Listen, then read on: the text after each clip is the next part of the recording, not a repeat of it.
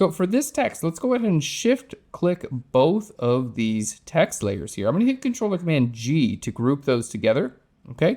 Now what we're going to do, instead of having a mask on each one of these text layers, let's go ahead and I'm just going to hold Alt or Option and take this mask and put it on the entire group.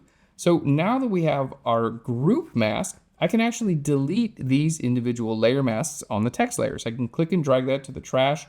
Okay, we're just going to say delete. We don't actually need that. And delete. There we go. We don't need that either.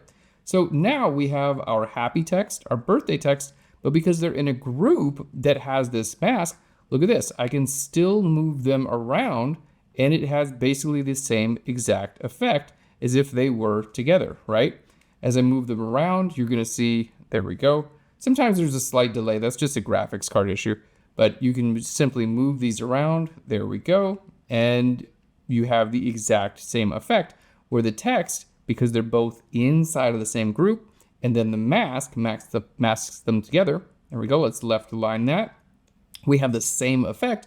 And no matter what I put in here, let's go ahead and grab one more layer. In fact, what we're going to do, let's grab a gradient. There we go. Gradient layer. We're just going to choose our gradient and we'll just choose like a blue gradient. That looks great. Something like this looks pretty good.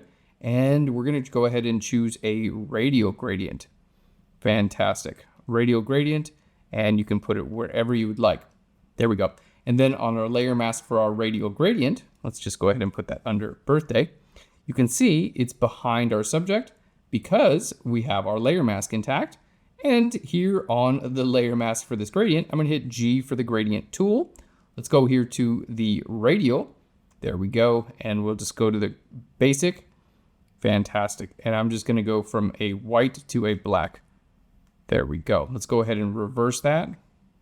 Fantastic. And here we have this happy birthday gradient that I'm able to put behind our text just like that. But because it's underneath the text, and it's inside this group, it's going to be behind our subject. So no matter what we do inside of that group, it's always going to display behind our subject. There we go. That looks kind of cool. This happy birthday gradient right back there.